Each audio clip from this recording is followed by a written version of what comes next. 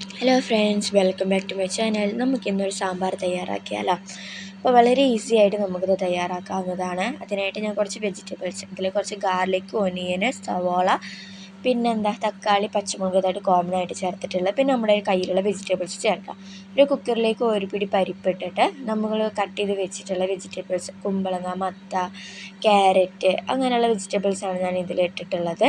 ഇതിലേക്ക് ഒരു അര ടീസ്പൂൺ മുളക് പൊടി, 1/4 ടീസ്പൂൺ മഞ്ഞൾപ്പൊടി, 1 ടീസ്പൂൺ മല്ലിപ്പൊടിയും കൂടി ചേർക്കുന്നുണ്ട്.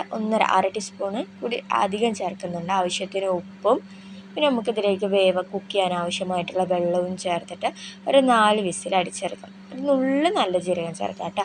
അപ്പോൾ നമ്മളിത് വിസിലടിച്ച് ഏറൊക്കെ പോയി തുറന്നിട്ടുണ്ട്. ഒക്കെ നന്നായി വെന്തിട്ടുണ്ട് വെജിറ്റബിൾസ്. ഇതിലേക്ക് ഞാനിതൊരു നെല്ലിക്ക വലിപ്പത്തിലുള്ള പുളി പിഴിഞ്ഞൊഴിക്കുന്നുണ്ട്. പച്ച തേങ്ങ അരച്ചത് ഞാൻ ഒഴിക്കുന്നുണ്ട്. തേങ്ങാപ്പാലാണെന്നുണ്ടെങ്കിൽ അതായാലും മതി. അരമുറി തേങ്ങ, വേറെ ഒന്നും അതിൽ ചേർത്തിട്ടില്ല. ഇനി ഇതിലേക്ക് 1 ടീസ്പൂൺ സാമ്പാർ പൊടിയും അല്പം കായത്തിൻ്റെ പൊടിയും ചേർത്ത് നന്നായി ഒന്ന് തിളപ്പിച്ചെടുക്കാം. അപ്പോൾ ഇത്രയേ ഉള്ളൂ. ഇനി ഇതിലേ ഒന്ന് വറവിട്ടെടുക്കാം. അതിനായിട്ട് ഞാൻ പാനിലേക്ക് കുറച്ച് വെളിച്ചെണ്ണയും അതിലേക്ക് കടുകും വേപ്പിലയും ഇട്ട് കൊടുക്കുന്നുണ്ട്. അതൊരു ചെറുതായി കളറ് മാറുമ്പോൾ സാമ്പാറിലേക്ക് ഒഴിച്ചു കൊടുക്കാം. അപ്പോൾ ഇത്രയേ ഉള്ളൂ നമ്മുടെ സാമ്പാറിൻ്റെ റെസിപ്പി.